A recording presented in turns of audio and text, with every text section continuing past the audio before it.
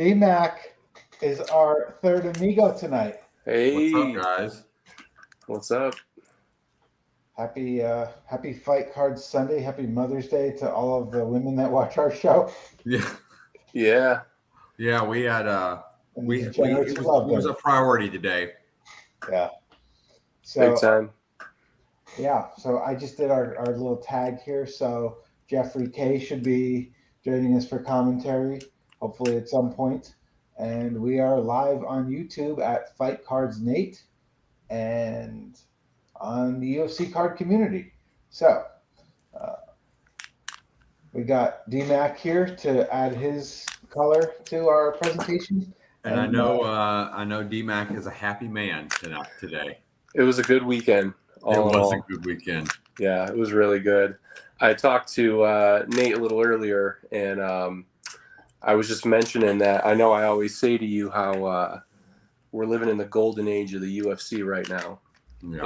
and hopefully we realize it. And how cool is it that on a night where you got a kid who takes a selfie with Conor McGregor when he's 14, gets a knockout to become a ranked fighter, is the same night that you got Matt Brown knocking somebody out to tie the record. I mean, I agree. The Ian Gary thing is Brennan and I were talking about it today. I think he made a comment on one of your Instagram posts. Yeah. And, we're always talking about your Gary, your holds, and God, all those things are factors. But it's nice when you see this kid may live up to the hype. I mean, this kid may really, really be legit, and I think that's what we've all been waiting for is a few of these really, really legit primo fighters to emerge on the scene while we're watching the Matt Brown still continue. And, Gary's 25. Yeah. Yeah. So I know that was a big night for you. It was a big night for some young fighters last night, Absolutely. And to your point, I mean, he's got a lot of skill. I think he still has a lot of work to do. But I think he seems like he's the type of character that he wants it. He has the motivation. He realizes that he still has to improve his game. And you're right, he's 25 years old. So, can he be a champion? Who knows? But it's to be seen. But he's young and he's got potential and he's got attributes. I mean, the kid's 6'3", he's long, rangy. He's probably hasn't even grown into his man body yet, for being honest. Probably not. You know what I mean? So he really has all the attributes, in my opinion, just for the simple fact is I think I had mentioned before, his lateral movement's just insane. And when you've got that kind of reach and that kind of fight IQ, really the sky's the limit. So it's going to be interesting. It's going to be interesting for sure. But before we get into the Gary thing deeper and the rookies that won last night that have cards out this year, Nate, do you want to run us through kind of update on the numbers you've been tracking? Sure thing. So I am working on nice, I guess, line graphs for different fighters. And then I've got all the orange to 99 sales of all the rookies. So let me show you my orange update. This was updated as of last night. So we could be missing some. We don't have today's data yet, but I've done some work here. So hopefully you all find this useful. This is what I'm officially good for. All right. So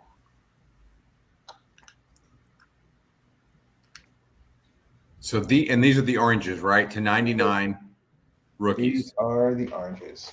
Right on. So we're going to have to zoom in here because this is small numbers. So what I did here was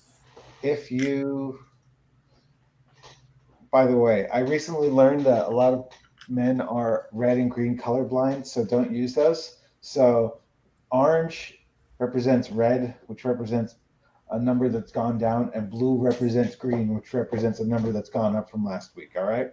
Okay. And then if it's bold, it is new data. That means a fighter didn't have any sales before in the oranges. It's 299s. So you can see Hasbullah is still king, although his his numbers are dropping. That's bound to happen. Bo Nickel, $308 on average. He hasn't had any orange sales lately. Okay. Tatsu Taira, a lot of people like him. I need to watch him fight. He is the Japanese hope, right? Yeah. So his cards continue to be strong at $113 average. That's down a little bit though. But Aaron Blanchfield's are up. Her average is 70. Jailton, Maladino, 69. Mukayev, 68. Kyle Barajo, 65. Jack Della, 59. And then Raul Rosas didn't have any sales in the last week at 52. And Natan Levy is 50. And everything else is way below that, 25, 23, 20. You can see some new ones on the board.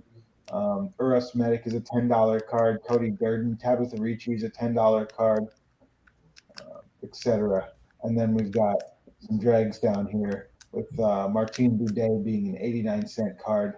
And then we still have a group like Tony Gravely and Terrence McKinney haven't sold any oranges yet. So go to Olberg while we're looking at this. I want because we talked about this last week.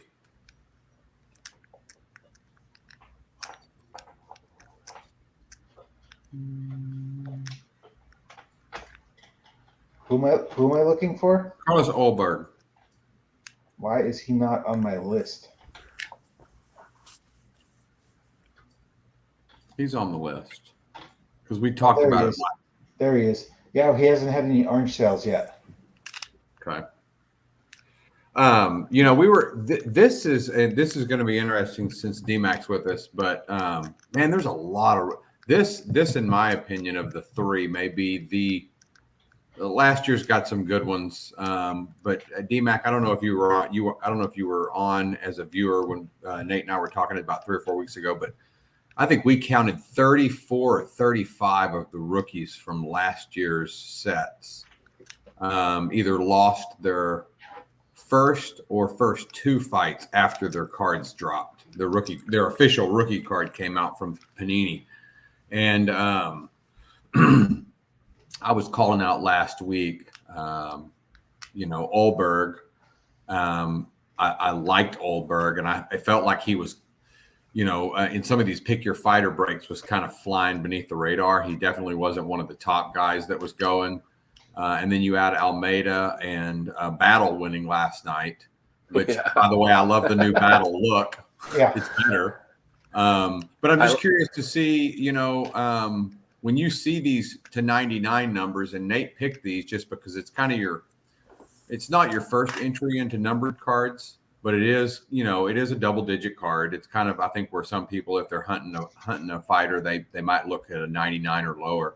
Who do you like on this set that you don't feel like is getting much attention? I like Cow, Baralo. Yeah. Tyro, Olberg. There are some fighters that I'm just resigned to root against, so it influences my my picks. It's tough. I'm looking through the list here. I like what's Frivola at? Because Matt Frivola? Yeah. His market is not strong. Yeah, it's gonna be in that bottom third, I would imagine. Yeah, I mean, I like the people that are getting slept on, and also the people with a very high ceiling. So it's kind of like when I bet, it's super long parlays, super long shots. You know what I mean? So I like a high ceiling. Like somebody like a Bo Nickel, you're paying a lot of money to get a cards of a really good fighter. But Right. I'm looking at a guy like Tyro, a Japanese guy, somebody like that becomes champion as the first Japanese champion. He's going to have a whole nation behind him. Sure. So the ceiling's really high. So I look for cards, you know, that have that, and also like intangibles, you know, the same thing with like an Ian Gary. That's kind of why I really went after him, is because I know, you know, people like this will have a whole nation behind them if they actually make it to the spotlight. So as I look through the list, and then there's some people that I just really like, you know, after his last fight, I've been high on Barallo, and after his last fight, his cards kind of went up.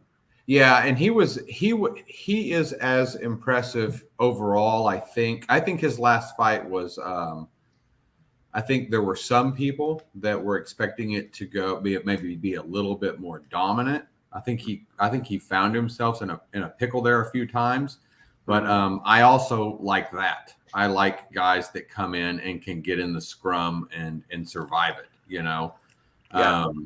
I like Cow as well. I'm big on Olberg. I liked Olberg when I first saw him. You know, that's a light heavyweight out of City Kickboxing.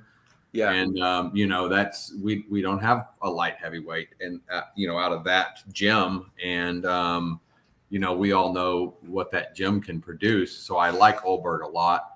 I'll tell you, I'm kind of like you. I like stories. I like high ceilings. You know, like for instance, we've got Kaikar France and Amir Albazi coming up here in a couple of weeks, and I was heavy on Albazi when his cards dropped, just because I'm a big Albazi fan. I liked the battle win last night for one prime reason, is that I'm a huge Renat fan. Fakhretdinov, and he absolutely destroyed Battle when they fought. I mean, he just controlled the entire fight. So that makes that win over Battle, you know, carry a little bit more weight. But he's someone that I think, there's a few people that know who he is, but he's certainly not demanding the dollars of a Jonathan Pierce or a Jack or a Bo Nickel. And I'm right with you. I mean, I think if I drop $200 or $300, is that card going to be? Am I going to get that out of it? You know? Yeah. It's you know, Brian Battle. They sure like him in Carolinas for sure. I follow a lot of the game outside of the octagon and a lot of the social media of the fighters, and there was actually a little exchange between him and Gary, because they had, I guess, exchanged words on social media, and then they crossed paths. It was funny because I don't know if you watched the post fight, but I gotta give it to Battle, because he made me chuckle. He made me laugh when he called Ian Gary a big blonde doofus. I thought that was pretty funny. But I think he's got a lot of skill, and I mean, I think that could be like a guy, like you say, where it's not going to really cost you anything to chase him. Absolutely. And that's the thing, man, you know, and if it ends up being someone that you don't like, Brandon Royval was another one that I jumped on in 21 and have a lot of Royval cards. And I always just kind of liked his style. I like Albazi, and that's the flyweight division. Never gets the, it never catches the heat that the lightweight and up do. I mean, feather, I think, even suffers. But flyweight is real interesting right now with Pantoja and Moreno fighting. And then you've got Albazi and Kaikar France. You've got Makayev in there. And so that's an interesting one. Makayev is another one, though. Even though his cards are, you know, they're not cheap. He's obviously somebody who's looked at. When you look at, okay, I want to PC somebody, or I'm looking for somebody to invest in, I ask myself the question, if this person wins their next 7 fights and becomes champion, what do I see happening to their card value? What kind of following do they have? Where are they from? I mean, you look at even things like nationality and religion. I mean, you know, Muslim following for a lot of the, you know, Dagestani fighters, that makes a difference in card collecting. So, and I mean, Petr Yan's a great example. There was a time not long ago where it looked like nobody was ever going to beat that guy. Right. And you couldn't sell his cards. Right. And now you look at him, he's lost 2 fights. And I mean, now you can't give them away. You cannot give his cards away. And he was like the best fighter in the world, it looked like. You know what I mean? Right. So you got to ask yourself, even if this person wins the belt, what's the upside? What kind of following do you think they're going to have? Right. So there's a lot of factors involved. Well, I know Nate had something there. So Nate, let's just we weren't going to talk about it because I wasn't real big on Battle, but he did look good. He cut his hair, so I'm going to cut him some slack. He looked more appealing as an overall fighter. But did you have some information there? Yeah, and Battle, prelim guy. We don't see him, being a main event draw at any point. But I liked his data just because he's actually got a good cross section of his cards across all levels have sold, and we can see an immediate bounce after in anticipation of and after his fight. So let me go back to sharing that screen really quick.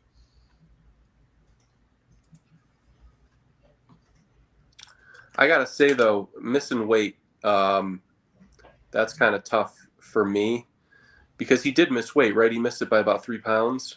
Mm-hmm. Well, I thought about that, and I thought about it quite a bit because that kind of I don't like it for multiple reasons. But one of the things that I noticed with Battle too, and I wonder if he's struggled, but he looks like he's lost some like baby fat. He looks better, and I wonder if if training regimen, diet, this is his first fight where he's looked like that. I think he certainly looked better than he looked in the Renat fight physically. And so I'm just curious if that's something that and he's still a young guy, see if that's something that he will, settle in on. But yeah. What's the cards done, if anything, Nate? Because I think he's somebody that you can pick up dirt cheap if you're just interested in taking a flyer on somebody. Absolutely. So for the most part, by the way, his big sellers obviously have been his Octagon to 8, and we've already seen 3 of those sell. I'm not sure if they were the 3 out of the 8 or if anything was flipped, but we're looking at $200 and under. So if we take a look at, and he's pretty much had it again, he's had consistent on all of his cards across the level have sold. So we take that one out and we look at his oranges. That should be teal. His teals, you can see the obvious couple cards sold, and then the next round of cards that sold were people who didn't care. The price went down, but starting on the 10th in anticipation of his fight, everything's jumped a little bit. So it'll be interesting to see if he, I'm sure this will be. What's the lowest number card on that? Sorry, it's a little bit tough to see. No, you're fine. What's the lowest numbered parallel for these sales that are being tracked? So if we go back, his most rare card was the Octagon to 8. Okay. And that sold on the 5th for 200, and then on the 9th for 100, and then on the 13th, so yesterday, probably about 125. We've got to go back and look at the actual numbers. Right. And then everything else below is about $25 and less. So there's a lot of value there. So his Prizm rookie Octo to 8 after a big win in his hometown sold for $125. It may have been before his fight. I've got to check the actual time. Oh, okay. But gotcha. That was yesterday. So yeah. Gotcha. And today's data on there, other than a silver disco went for $5. Mm-hmm. I always take the higher level cards out to show everything he's got right now. His Mojo's was a $25 card, and now again his purples were a $5 card, and now they're up to $15. So if you like him, right? His blues his blue waves, I should say, were a $10 card, and now they're up to maybe a $9 card, and they're at 10. So Here's a good value fighter who's could maybe win some fights, and he's 7 of 8. He lost to Renat. I think Renat is a special talent. I like him a lot. So that's a tough loss, but it's not a bad loss. And then obviously last night was impressive. People like knockouts, people like, heavy hands, and like people who are willing to, get in there and throw. He's 28, so he's not as young as Gary, but he's still, he's 28 years old, The one thing I don't know, he's not from a big gym. And so when you look at other fighters in his gym, it's, you really have to be probably, big on the local scene to recognize somebody. I think there's, it's a small gym. And so you wonder if somebody like that strings together a few more wins, do they stay at their gym? If they start to get popular, do they move to one of these, a Team Alpha Male or, Kings or somewhere like that? Because it seems like you mentioned when you said golden age earlier, I think a lot comes with that. And I love that. I love that theory, and I'll tell you why for a couple reasons, and you can follow up. I like it because we're becoming generational now. So the photograph, I saw the same photograph you saw online of Ian Gary with Conor McGregor 11 years ago, right? And so to me, that's a Kobe Michael, LeBron Michael type thing. Irish fighter, he grew up watching somebody, you adopt their style, you adopt their attitude, you adopt their personality, that kind of persona. And I think you're going to start seeing more of that because we're into that second, the kids are coming up now, and I like the fact that you've got more popular gyms that are really, you got more structure where you've got really incredible facilities that young kids, Brennan trains at Looters and stays for it's not a kickboxing class. It's an MMA class. Terrence McKinney's up there working now with in the gym, and Kevin Holland works out of there. And so I think what you're going to start to see is some of these fighters, these younger fighters, pool together, and that only happens when you get that next generation of people coming in.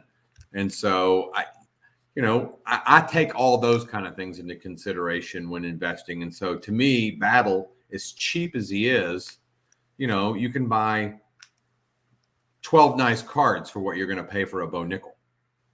Yeah. Yeah. Yeah, for sure. No, I agree. And the thing that scares me about Bo is the Hamzat and Patty effect, right? These guys are overvalued to begin with because of their potential. And just like in the major team sports, right? People buy based on potential, and then when they have their first trip up, the value tanks, or not tanks, but takes a hit. And I'm sure the first time Bo has a competitive fight where he doesn't just run through a guy, we'll see the same thing happen. Yeah, a part of it is the fact that Panini put product out, Prizm came out, Select came out, Immaculate came out. We've had this is the third year now. You did definitely pull guys from other sports. And so this craze on rookies is very similar to, like, look at all the people that took it in the shorts on Trevor Lawrence, in the first 18 months that those cards came out. And you see it all the time in other sports. And what happens is you get these guys collecting in the UFC and they don't realize it's a slow burn, man. If you're big on somebody and you like them, Yanez is a perfect example. I told Nate after the Yanez fight, I was amazed how many posts I saw that people were dumping their Yanez.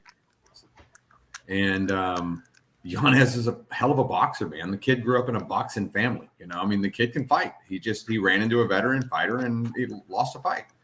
And they bail. Yeah. It's the UFC is unique. It's like no other sport in the card collecting market. There's nothing else like that. It's almost like if you like a fighter and you want that fighter, you might as well, and it's an undefeated fighter, you might as well just wait until they lose and then start buying their cards, because everybody loses unless your name's Khabib, right? Everybody in the UFC loses. Even John Jones lost, even though it wasn't technically a loss, but he's got a loss on his record. And everybody loses. So, yeah, it's tough. By the dip, Yeah. Movsar is a perfect example of that. I mean, Movsar got a win, and people didn't like the way he won the fight. You know, and the big discussion was, is his market dead? And I'm just thinking to myself, it's I think a part of it is that influx of, they may like the UFC, they may follow it only for the card aspect, but those of us that, you know, just live to watch fights, and you know, I mean, listen, I live with an 11-year-old that if there aren't fights on TV, he's watching old fights on YouTube. You know, so nice. We don't get scared away by a loss. And like you said, you know, I mean, gosh, if Bo Nickel or a big guy comes out and loses or has a close fight, as Nate alluded to with Khamzat Burns, and it scares people, if you love the guy, buy the dip. It's going to happen eventually. And, going back to what you asked before about the show, I did watch the show, and I actually done a little research before that show when you guys were looking at the 2022 class to see who had lost. Debut Prizm launched in 2021, April of 2021. There were roughly 100 fighters that had rookie cards in the 2021 class out of the 4 major products, not including Panini Instance. So you've got Prizm, Select, you had Donruss, and you had Immaculate. Okay, so those are the 4 actual products, right? About 100 fighters, okay? 6 fighters have remained undefeated in the UFC that had a rookie card in 2021. That's only 2 years ago. Right. 6 fighters out of 100, and they only fight a few times a year, right? Can you believe that? There's only 6.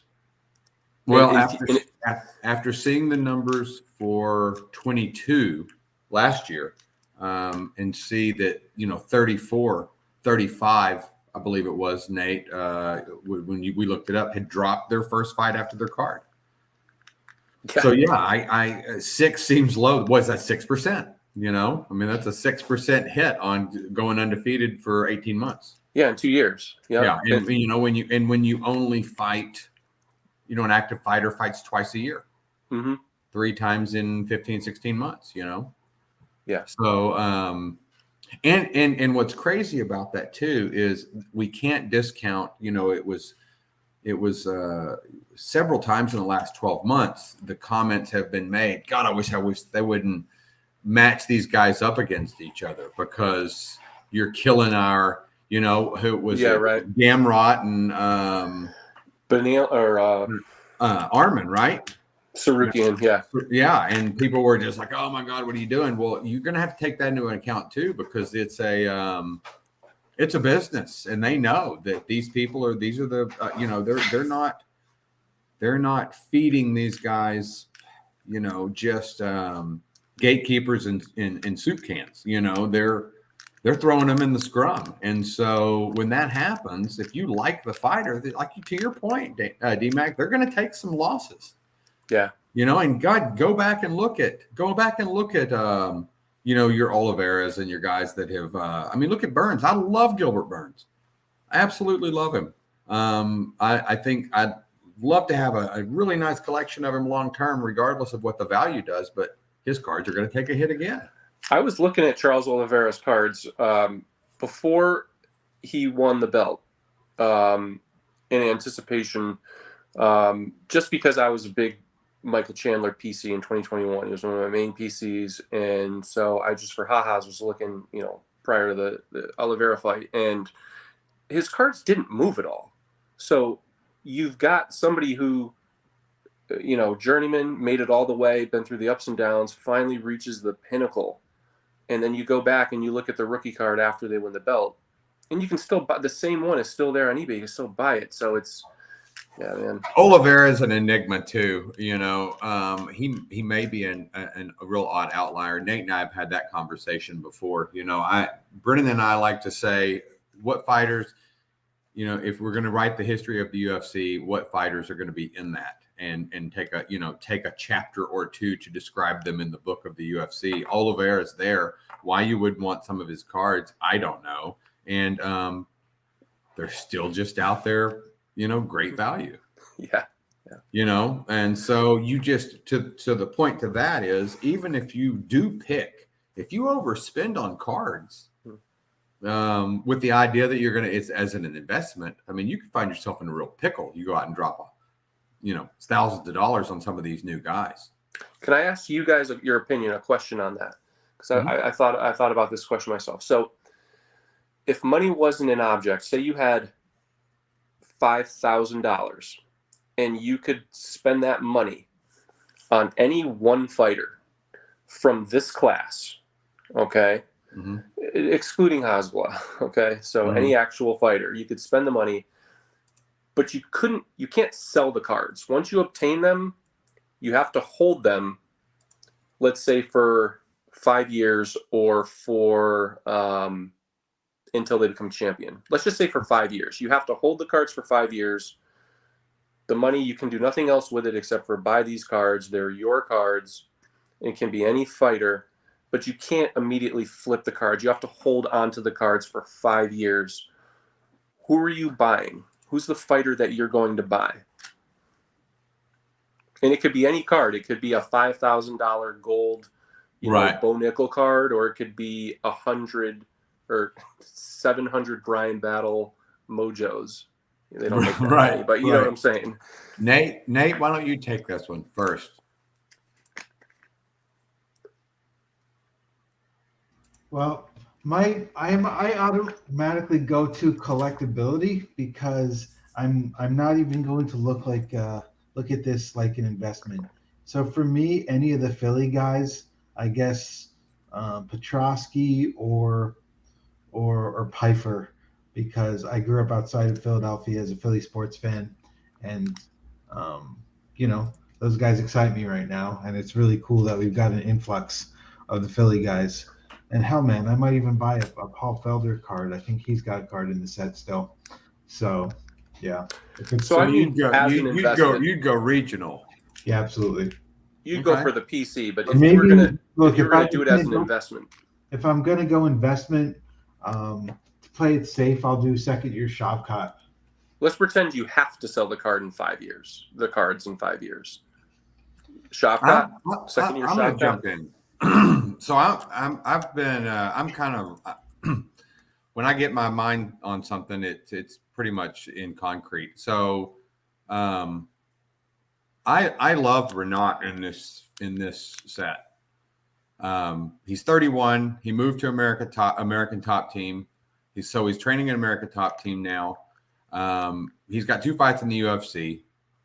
He beat Michailidis. He beat Brian Battle. He hasn't lost since 2013. The guy can wrestle. He's got heavy hands. He's got 11 wins by KO, 5 wins by submission, 4 wins by decision. And he's got, like I said, he's got 1 loss on his record, and that was 10 years ago. He's he's from Moscow, and so he's kind of got that. Those guys can be monsters, man. And I think that if you're saying you have to hold that for 5 years, that may be that might be his window. I mean, he's 31 already, but 31 and 21 fights that have all been pretty dominant fights. Even the decisions were sort of maulings. I love Renat in this, and I think that I think that he, if he doesn't get another win he's in the welterweight division, so I guess it's kind of all been decided that Hamzat's moving to middleweight. Is that what I'm? Is he going to be able to make 170? I don't know. So that leaves. I mean, you've got some great fighters in welterweight, but I just like I like a Russian guy that can wrestle and hadn't lost in 10 years. Yeah. And so that's my guy in this set, as far as I'm concerned, because I think you could buy up a lot for $5,000. Yeah. So it begs the question: Who would your pick be? D-Mac? I actually hadn't thought about it before I asked the question until I was actually just trying to think of probably Jack Della or or Jelton, because I can see both of them. I mean, I'm really high on both of them. Probably Jelton more than Jack Della, but yeah. I mean, for where the price point is, I mean, they're not cheap cards, but they're guys that I could see getting to the top. Jelton for sure. Jack Della, very well maybe, but I could see Jelton being very dominant getting there. And then as far as Jack Della, I could see him getting there spectacularly because he puts people's lights out and people love that. And he's from a unique market because he's from down under.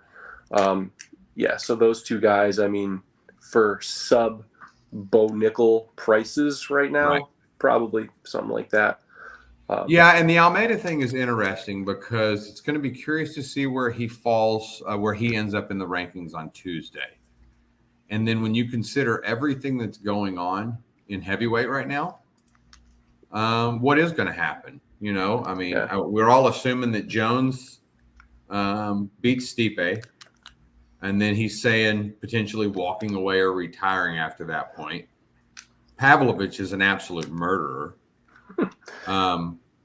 And so I'm real curious to see, the one thing we haven't seen out of Pavlovich that he would absolutely have to employ in a fight against Almeida is some sort of grappling. Well, the guy's been wrestling since he was 5 years old, and he's huge. And so you just wonder, how does that play out? If Pavlovich is getting the kind of buzz that he gets, John Jones pulls attention back to heavyweight, and Almeida comes and beats Pavlovich, then you may have some potential monster cards on your hand because heavyweight always brings the fans. Yeah, we tend to not value the heavyweight fighters in the hobby, though.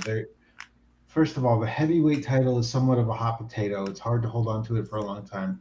And when was the last time we had a heavyweight fighter that really had valuable cards? Obviously, Jones's cards have come up, but Aspinall's were hot as a rookie. But I don't trust the long-term value in any heavyweight fighter. Well, I can agree with that. I think that probably my tendency to lead that direction a little bit is that as growing up a boxing fan, the heavyweight division was always the division that pulled the big viewers. But I just think that to tap back into D-Mac's comment earlier of potentially, we're smack dab in the middle or early into the golden age. We were all wondering what's going to happen with heavyweight. Francis leaves. It's just kind of like, And now all of a sudden you've got John Jones comes back, gets a win. You've got Pavlovich. You've got Almeida. And then you've got Aspinall coming back. Now, I will say this. I like Aspinall a lot.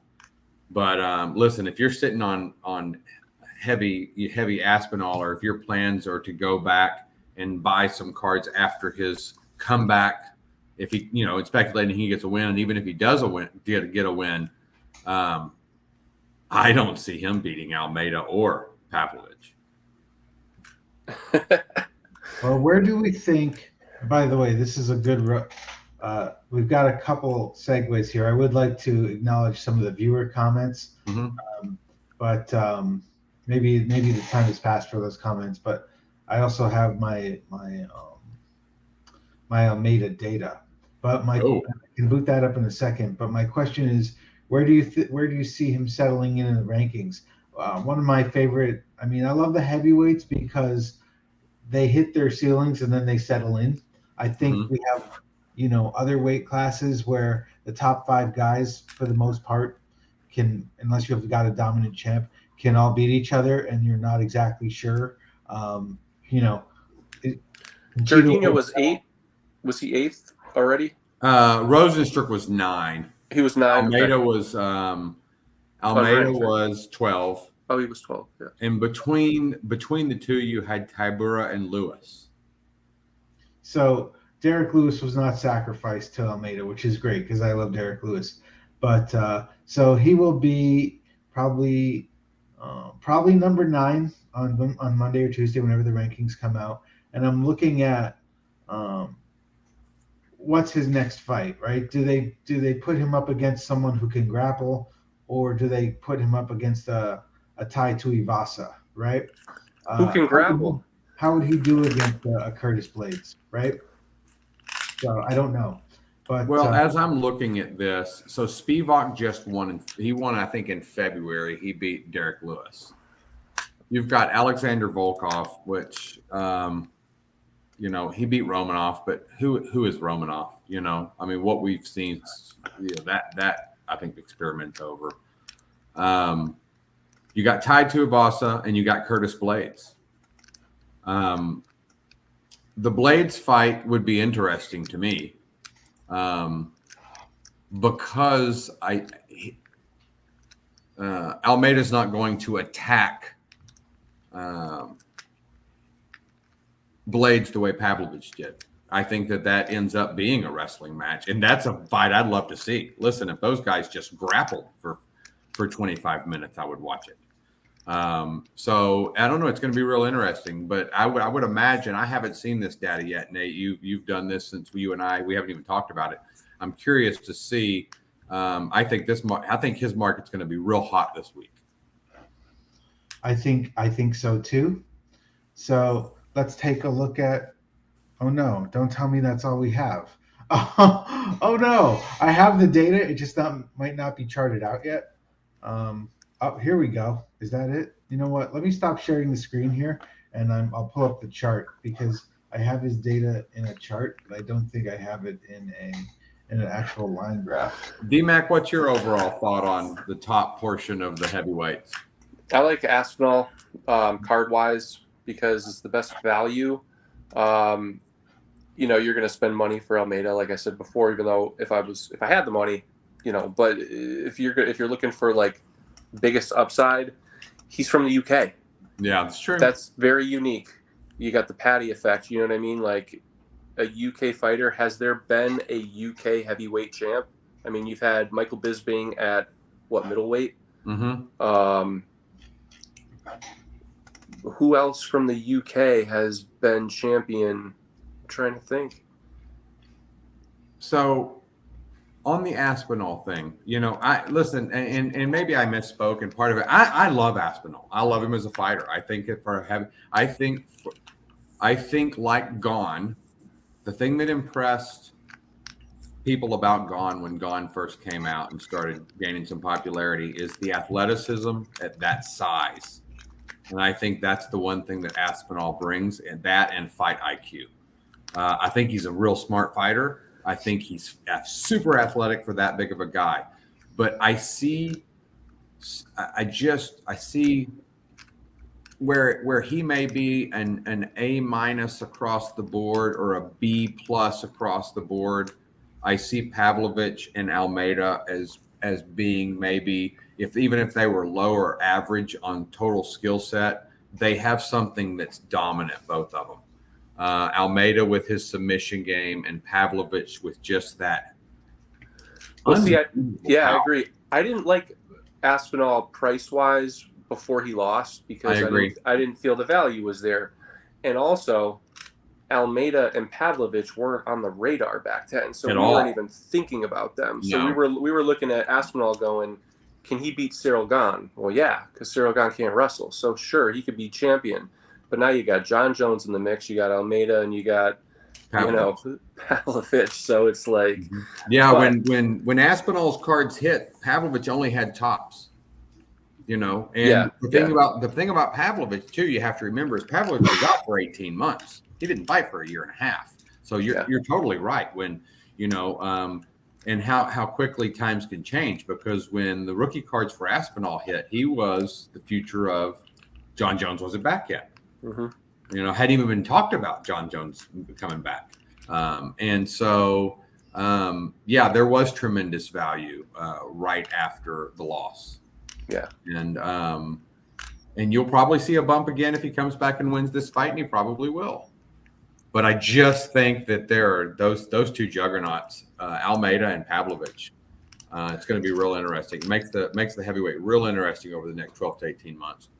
The cool thing about a wrestler like Aspinall, when you look at it like, well, can he beat Almeida, or can he beat the Beast Pavlovich? Mm-hmm. Well, he might not have to, because somebody else could beat that guy, Sure. and then he goes and out wrestles that guy, and becomes champion. So, a lot of value there. Yeah. And you make a, I mean, you've got a good point. I mean, Aspinall's got 3 wins. 3 of his 12 wins are by submission. So, a quarter of his wins in the octagon professionally, or he's 30. So he's been through a lot of fights. He choked out Arlovsky, and he armbarred Volkov. And so, he's got grappling and wrestling. So I love a lot of these divisions. I love flyweight. Bantamweight's obviously insane with everything that's going on there. And I think heavyweight's exciting again. Yeah, for sure. For sure. Heavyweight is definitely exciting again. And it wasn't for a while. So did you get the Almeida data? I did. It's a little bit raw. I have it all in a spreadsheet. Then what I'll do is I'll take the spreadsheet and I'll put it in I'll graph it out in Canva, which is a idiot-proof graphic design program that I use. So, but the actual data right now is just raw. But you can see a trend here of, again, Prizm is a new product, but we see a lot of the first sales are crazy and then it dips. But we are seeing a little bit of a boomerang with him coming back around. If you look at his silvers, his first sale was a $15 card. And then that dropped all the way down to about $5, $1, and now you're seeing $5, $14, $8. His Ruby Wave at 10, and that's a garbage card. His Hyper's at 7. Again, Hyper is a trash card. His Blue Shimmer sold on the 1st for $320, and that was his big sale. His Mojos, the first sale was on the 7th for $270. Then it dropped to $150 the next week or the next day. That's a great buy for somebody right there. That week. And now it's up to $237. So whether or not, I don't know. We'll have to see what the next one does. But I'm sure there's a gold out there. I'm sure there's an octagon out there that's ready to go up this week. I'm not sure what today's sales were, but we can expect if you look at his purples, started at 40, dropped down to 20, and now they're back up to 28. His oranges were a $100 card that dropped down to 50, and now they're up to 80. I think he's like a 50% increase from basically all that data, which is excellent, by the way, how you track that. It looks like, I think it's typical for pretty much every fighter. As soon as Prizm releases, those first sales or the people jumping on it, it's going to be 2 or 3 times what it should be. Then it drops down a couple days later to where it should be, or where it's going to settle. And then, you're talking about a card that was 50 and now it's selling for 80 after the fight, or a card that's 100 and selling for 160. So it looks like pretty much what I would imagine after his most recent fight, that I'd say probably overnight his cards probably shot up like 50%. Yeah, I would agree. And Nate and I tracked silvers last year, and so we looked at a lot of this data. We didn't really graph anything but the silvers last year. But I agree. And here's the thing: we have a little bit of a lull right here. We've had quite a few guys that had rookie cards fight here. We like I said, we just had Almeida, we just had Battle, we just had Olberg. Almeida, I loved. Olberg, I'm super high on. Battle, I was kind of indifferent on. I was impressed. But now, I think if there's people out there that you like and you can hold off just a little bit longer and let some of this, chum kind of dispense in the water, because I was looking at the upcoming events, and you really have to move forward on the calendar quite a bit to even get to anyone of any consequence as far as from the the rookies this year. On the Albazi card, you've got Albazi in France on the main event. Albazi's rookie was last year. Caceres' rookie was 2009. Who, by the way, I like Caceres as a fighter. You can still go out and pick up a ton of his cards. I think it's interesting for him in featherweight. He's finally ranked at 15.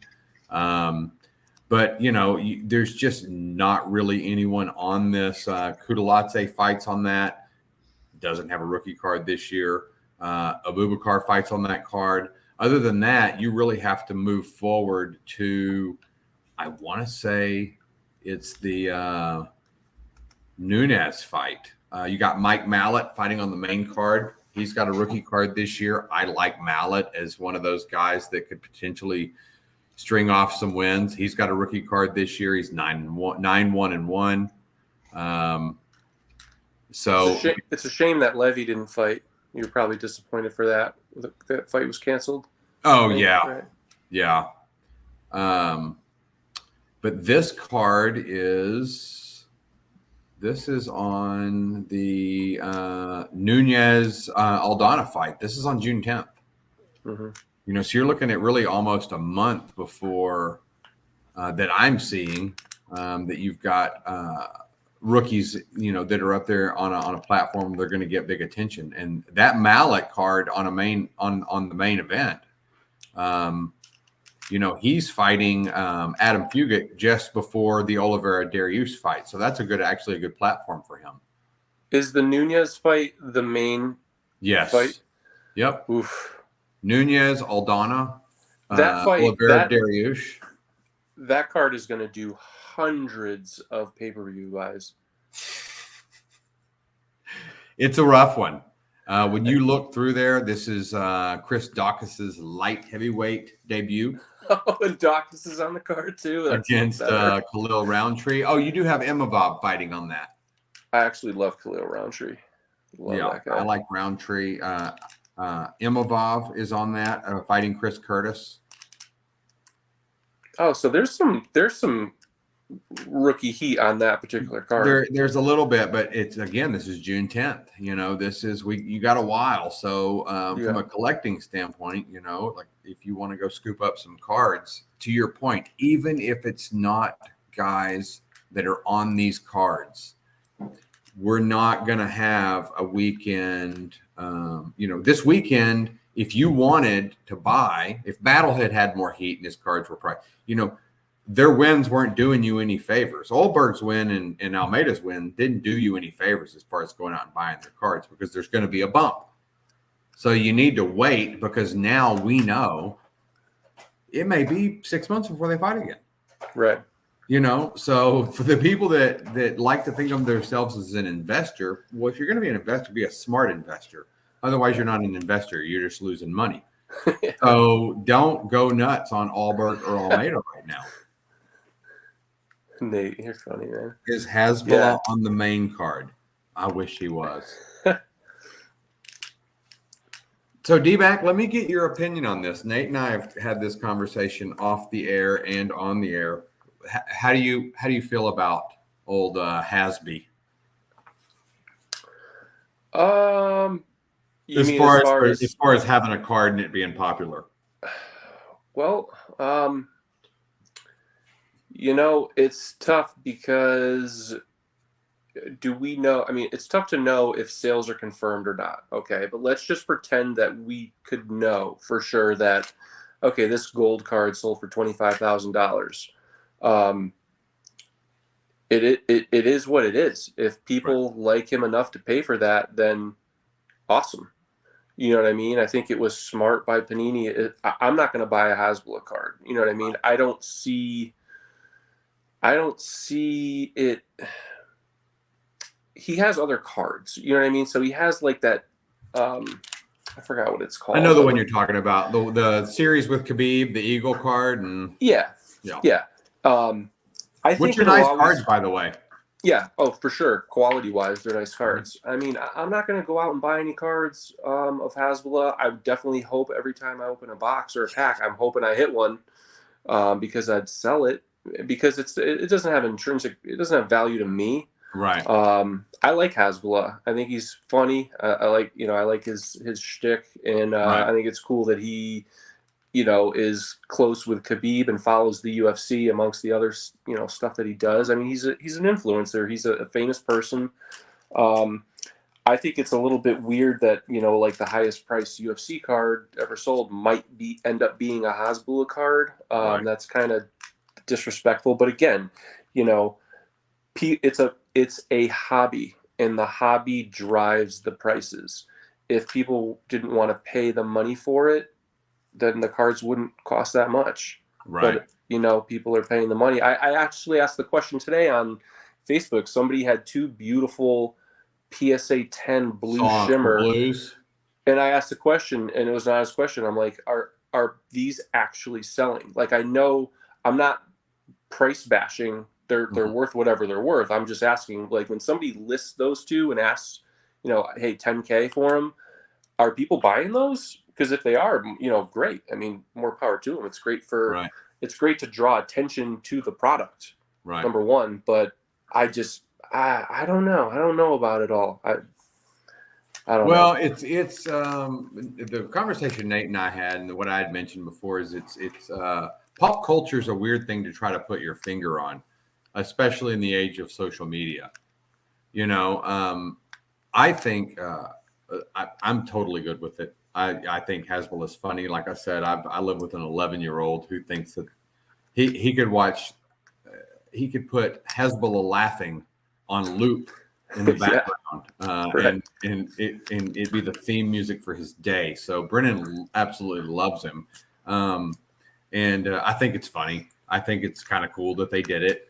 And listen, if you pull a big one and you get and you can turn around and flip it for that much cash, then I know what you're probably going to do with it. You're probably going to go out there and buy more cards. You're going to rip wax. You're going to get cards that you don't collect, and there's going to be cards found that maybe I get to buy now. So it's all going, it's going back into the hobby. Yeah. And so, but if I pulled a decent one, if I could get $1,000 for one, I'd probably throw it in a mystery pack for Brennan because he would flip out. If I pulled one that was $5,000, I'd put $4,000 on it and sell it as quick as possible. No, for sure. Because I think it will hold better. I think some of the low numbered colored cards will hold better value long term than some of the fighters. For sure, I know that because you're going to have fighters. I mean, listen, there's one of the rookies. I can't remember his name. He's not even in the UFC anymore. And pop culture tends to, who knows? Does the guy get arrested again? Does he beat up another cat? Does he get caught with a prostitute? Does he go up on, and does he get do they end up putting him in the ring fighting that other little guy, And so there's going to be things that happen that could make that card, popular. I'm with you. I think the one of ones, obviously. I think the gold shimmers, those are going to hold value and could actually increase in value over time. I mean, it's going to be an iconic card. It was the biggest chase. It was kind of a quick Hasbulla mania type of thing. It was. And the dude's got I don't know if it's 80 million followers. I mean, it's ridiculous. Yeah. He's got, So, I mean, it could go, but to your point, I think, if I'm pulling a red, a blue, a purple, I think those are going to continue to kind of go down. I think people that are pulling those are they remember what was happening 2 weeks ago, and then they open a pack and they pull a purple Hasbulla, and they're like, this is numbered to 150, or they're pulling an orange, and then they go on eBay and they're like, oh wow, this is definitely not selling for what I thought it would be selling at right now. Right. You know what I mean? We've all done that. Yeah. I agree.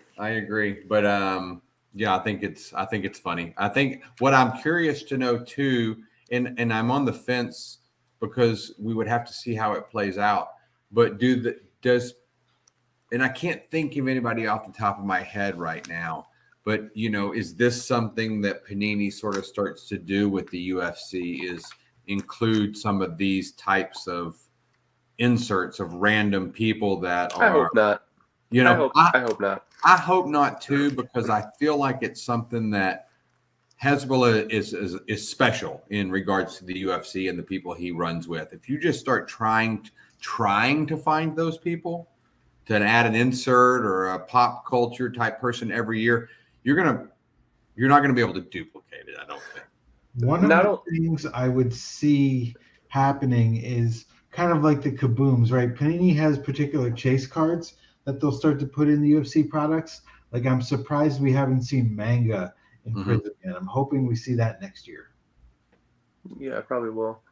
Yeah, I mean, I don't know. I know other sports do this, and I don't know when it became a thing in collecting, because I hopped back into collecting with UFC. But I'm not a big fan of non-active, non-signed fighters having base cards. Like, I agree. That's why you should have inserts, because there are rookies and there are other fighters. Like where's my Nate the Train Landwehr card? He doesn't have one. Oh, but Mark Coleman might have a card, or somebody that's been. I'm assuming Francis is in this product. He is. Okay. And maybe that was a little bit late and a bad example, but it wouldn't surprise me if Francis was in it again next year. Yeah, it wouldn't surprise me. Joanna's in it. I mean, people that are retired that have announced their retirement, put them in an insert set. Or legends. Remember how? And I think I don't know if we're close to the same age, but Nate and I kind of had the similar path with. I collected growing up, and then I didn't collect for years. And then when my dad passed and Brennan and I inherited all my cards from my childhood, that's when Brennan could care less about football, baseball, basketball, whatever. But when we saw that there was UFC cards, we were like, oh my God, So we dove in head first. But there used to be some real cool, if you want to do something with the retired fighters or the legendary fighters, back in the day, Score and Fleer would do like update sets at the end of the end. They'd come out later, the Score updates or Fleer update, or they would even do a rookie thing. Score would do 4 rookies, and you'd have traded tops traded. Tops traded, exactly the same thing. Yeah. So I would rather see them have maybe the legends in its own thing, and maybe you get one legend pack in a hobby box. Or they do it in some way like that. Or you can buy legendary blasters, and it's got regular base cards plus your legendary hits. But I don't like them using them as fillers when there's still good fighters that don't have cards. Yeah, totally. So and two, I also think that there's value from a collector in the last card of a player. Back when I was a kid growing up, if Robin Yount's last card. Hey, this is the last year he had a card, and but if they're just going to be in there in perpetuity, then I don't like it. I think it dilutes the product.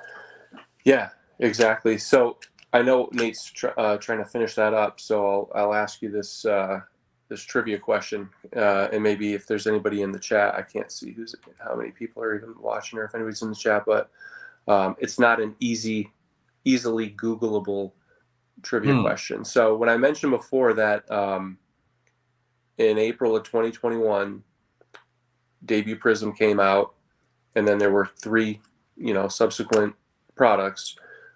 Over 100 rookies had a rookie card in 2021. So of those rookies, of all the rookies, specifically from 2021, who have fought at least 2 fights since debut Prizm launched. Okay. Can you name the rookies that have remained undefeated, or can anybody name them? So I'll get you started, because there's. Well, I was going to say, because this won't make for good TV, because I'd like to sit and think about it, but I said TV, but good streaming. But I would have to sit and think. I have looked at so many cards for 21, 22, and 23, all sets, all rookies, and we go through this data. So I'd really have to sit and think. But if you've got some hints or you can start off, I'm interested. Well, okay, so 2021 debut Prizm. Just think of the rookies. So Hamzat obviously has not lost. 2 fights. So Yuri would have fought Yuri's Glover. Yuri's one of the 6. So Yuri has remained undefeated. He would have beat Glover, and he beat Dominic Reyes. Yeah. So he's won. He actually fought 3 times. So. Who have had at least 2 fights. At least, okay. Because So there have been some rookies who haven't lost, but they've been out of the UFC. Right, sure. So let's see. Rookies in that class. So rookies in the 2021 class who have yet to have lost and have had at least 2 fights. So Yuri, Marab. Yep. Let's see. Giga lost to Calvin. Yep. Let's see. There's actually 7 total, not 6, 7. And I've got 2. I've got 5 more. No, you got 3. So Hamzat, Yuri, and Marab. Right. Let's see. Royval lost. Mm-hmm. Brad Riddell was a rookie in that set. He lost. It's a great exercise because you go through and you're like, wow, there are a lot of rookies that have lost. Well, they just like last year. That's what I was saying. When we counted 34, I was blown away. So 21, we haven't looked into 21 yet. This is a real interesting one. I think I could get this. It would just take me. There's one more easy one, and then there's 3 that you'll probably go, wow, I didn't realize that. Any female fighters? No. Okay, I didn't think so. There are no undefeated female fighters from the. So give me a weight class. Okay, light heavyweight. So light heavyweight. Ooh, let's see who had a rookie in light heavyweight.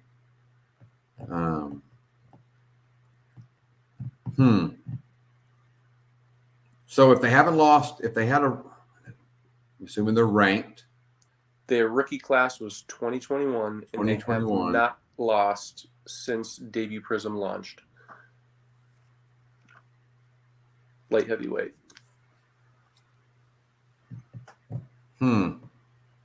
Top tier echelon light heavyweight. That's what I was going to say. I've just drawn a blank. I have my tab right here, but I'm not going to look. Magomed. Oh, Ankalaev. Yeah. Okay. So for some reason, I was thinking his was last year, but it was his first auto was last year. Correct. His rookie was 21. So those are the 4 easy ones. You actually have another welterweight in 2021 who has not lost. A welterweight rookie from 21.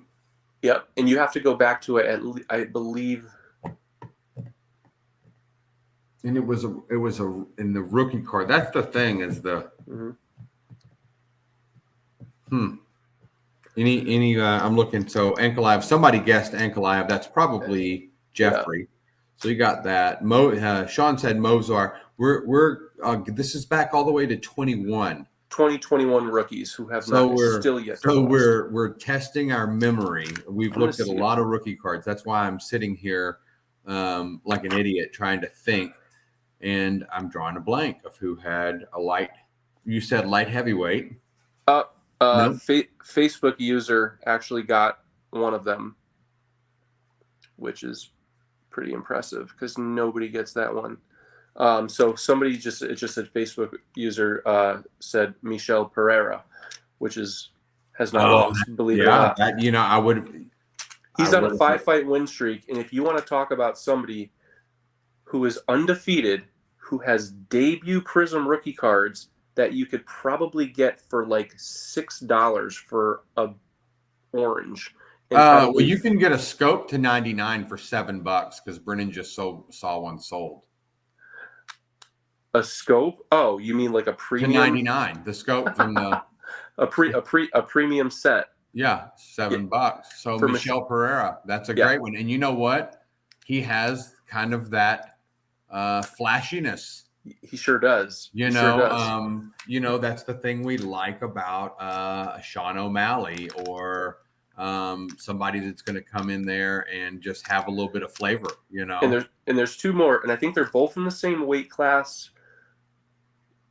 Possibly, and it's They're either featherweight or bantamweight, depending. And you said featherweight? I think I can't look it up on my phone right now because it'll. Yeah, no, it's fine. I'm sitting here looking, just trying to get myself a hint, and God, going back, I thought about the guys that I was huge on.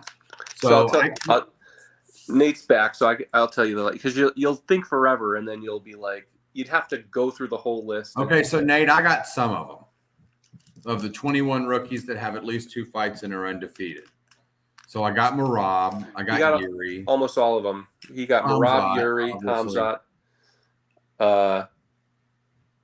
You gave me Ankalaev. Yeah. Somebody on Facebook said Michel Pereira. Jeffrey said Michel Pereira. Yeah, and there's 2 more. And you're saying 2 more, one's featherweight? I should know this. I feel kind of dumb for not knowing. They're either featherweight or bantamweight. I think they're featherweight. I think one's bantamweight and one's featherweight. Featherweight and bantamweight. Oh man, I'm gonna call Uncle on it. Give me a hint. How can I give you a hint? One of them's from the UK.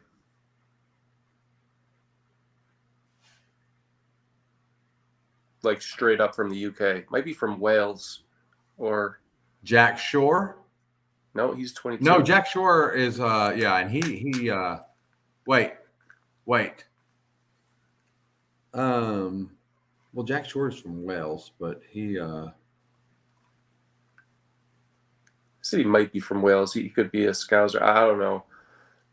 He's definitely from the UK. Uncle, who is it? Nathaniel Wood.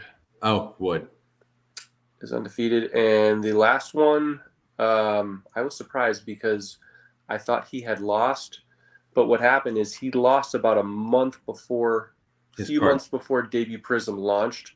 So when Debut Prizm launched and you got his rookie card, you went, oh, yeah, he just lost. But he actually has not lost since it launched.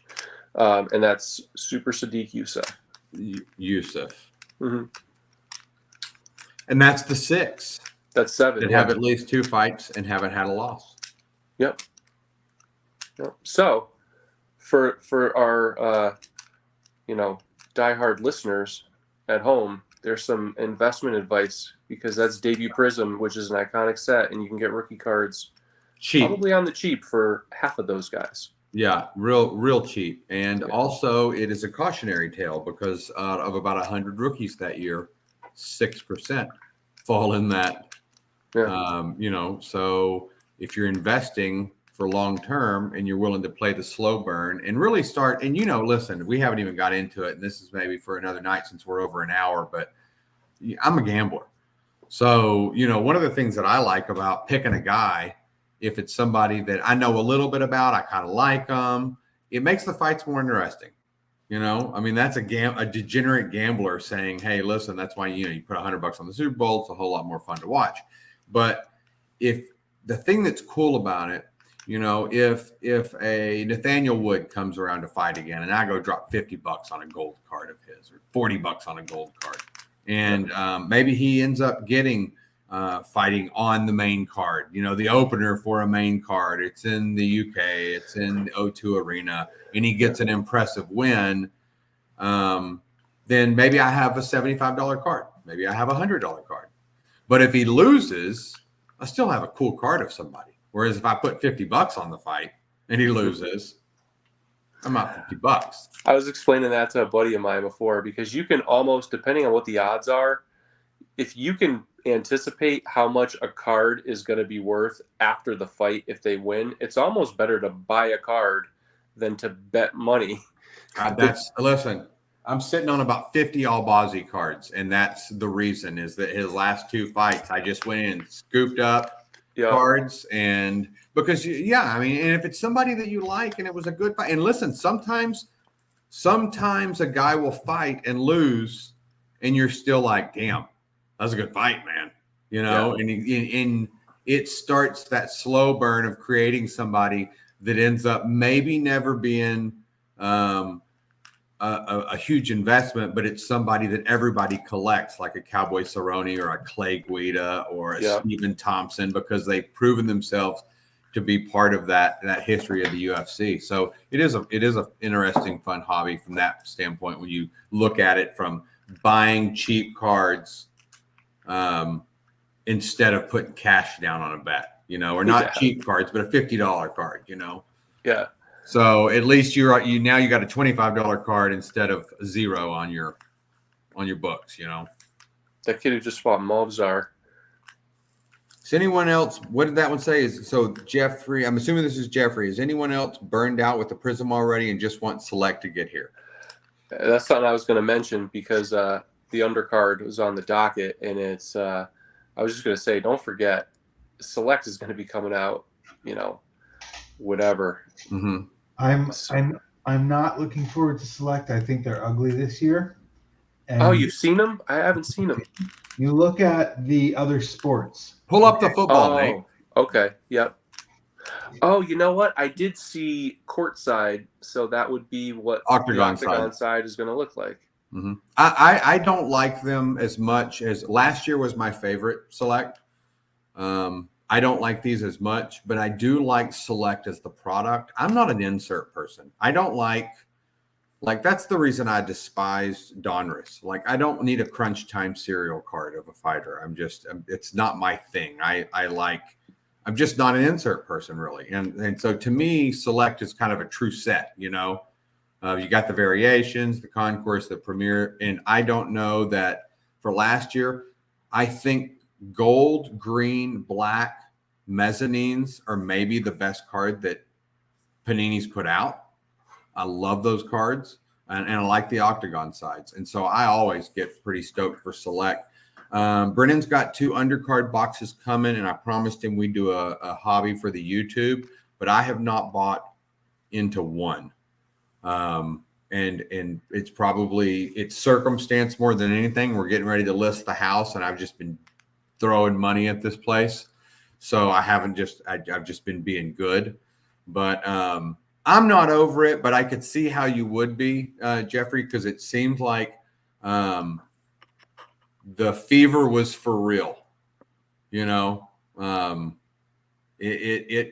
hit hard this year. Yeah, I would say this about the undercard just real quick, and it's for a product that I don't think is going to sell a lot, and I don't think it's going to do terribly well as far as the undercards. And Select's going to be coming out, and then people are going to have long since probably forgot about undercard. If you get any disco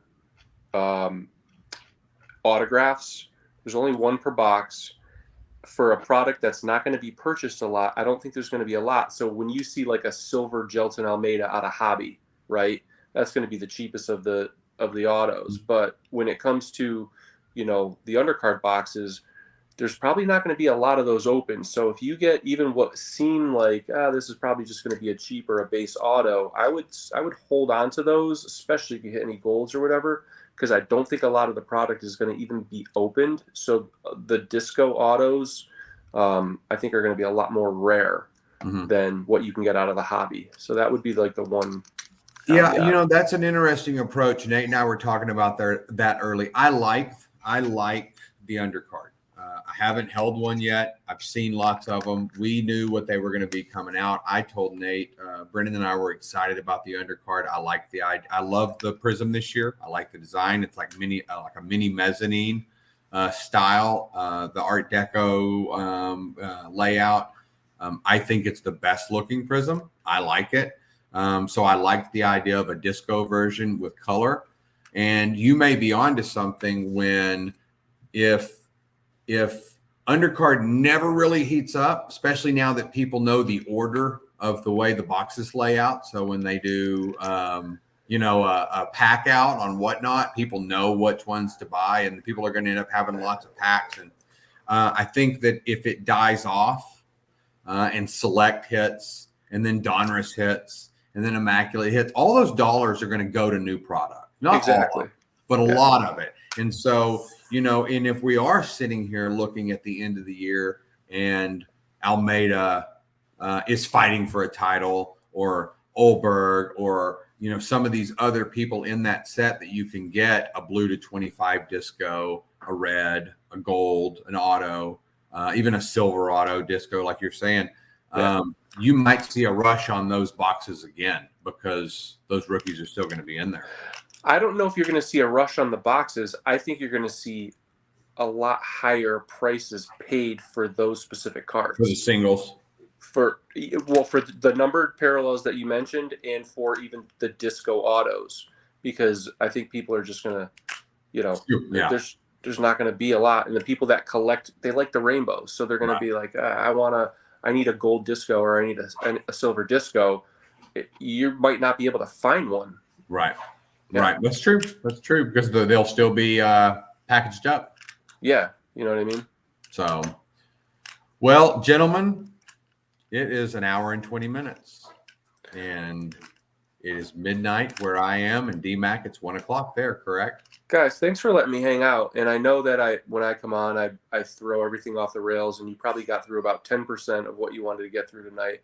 But I had a lot of fun, so I appreciate it. Thanks for letting me. Yeah, absolutely. Maybe we can be. This was last minute. I enjoyed chatting. I always love chatting with Nate on Sunday nights. We didn't get to do a lot of chatting tonight, but I never get to talk to you, so this was great. Let's Nate and I have a chat, and maybe it's something we can do pretty regular where you and I can just have a section. I'd love to talk lines on some of these cards that are coming up. Yeah, for sure. Yeah, absolutely. And maybe do some parlay picks or fights we like, overs, unders, things like that. And I do have, if Sean Foster is still on here, I will tell him that I had promised him a Chase Hooper card I would send into tag. And the pinks, Sean, if you're listening, the pinks were not as centered as I would have liked. But I did find a real nice Disco Octagon side 199 Chase Hooper rookie. I'm going to send that into tag for you and get it graded, and then I'll send it to you, and you can I'll let you open it up and see what it gets.